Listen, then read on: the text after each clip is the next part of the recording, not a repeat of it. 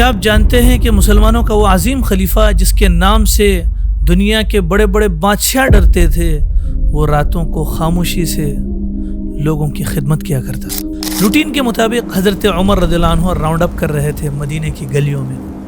دیکھا کہ ایک عورت لیبر پین میں مبتلا ہے۔ آپ رضی اللہ عنہ فوراً اپنے گھر تشریف لائے، اپنی وائف حضرت ام کلثوم رضی اللہ عنہا کو اپنے ساتھ لیا، خود کھانے کا سامان اٹھایا، آگ جلائی اور کھانا تیار کیا۔ کچھ ہی دیر گزری تھی، اندر سے آواز آئی، امیر المؤمنین اپنے دوست کو بیٹے کی خوشخبری سنا دیجیے۔ یہ سن کر وہ دیہاتی حیران ہو گیا کہ جس نے ان کی خدمت کی وہ مسلمانوں کا خلیفہ ہے، مسلمانوں کا بادشاہ ہے۔ غلاموں کے ساتھ بھی حضرت عمر رضی اللہ عنہ ایسے سلوک کیا کرتے تھے کہ لوگ فرق نہیں کر پاتے تھے کون غلام ہے کون آقا ہے۔ پھر آپ رضی اللہ عنہ جو پوری زندگی شہادت کی دعا مانگا کرتے تھے، اس دعا کی قبولیت کا وقت بھی قریب آیا۔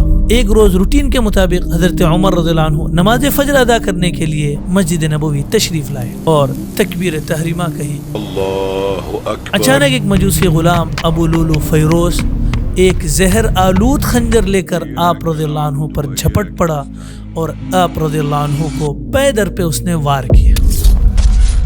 آپ رضی اللہ عنہ زخمی ہو کر گر پڑے۔ نماز نہ ٹوٹے اس لیے حضرت عبد الرحمن بن عوف رضی اللہ عنہ نے آگے بڑھ کر نماز مکمل کی۔ قاتل نے فرار ہونے کی کوشش کی مگر آخر کار وہ پکڑا گیا اور اس نے اپنے ہی خنجر سے اپنے آپ کو مار کر خودکشی کر لی۔ 27 ذی الحجہ سن 23 ہجری کو اس واقعے کے پیش آنے کے بعد یکم محرم الحرام سن 24 ہجری کو حضرت عمر رضی اللہ عنہ نے جام شہادت نوش فرمائی۔ عجب اتفاق، اللہ کے نبی صلی اللہ علیہ وسلم کی عمر مبارک بھی وصال کے وقت 63 سال، حضرت ابوبکر صدیق رضی اللہ عنہ کی بھی 63 سال اور ان کے اور ایک ساتھی حضرت عمر رضی اللہ عنہ کی بھی عمر مبارک انتقال کے وقت 63 سال تھی۔ آپ رضی اللہ عنہ کی نماز جنازہ حضرت صہیب رضی اللہ عنہ نے پڑھائی اور آپ رضی اللہ عنہ کو آپ کے دونوں رفیقوں یعنی اللہ کے نبی صلی اللہ علیہ وسلم اور حضرت ابوبکر رضی اللہ عنہ کے پہلو میں سپرد خاک کیا گیا۔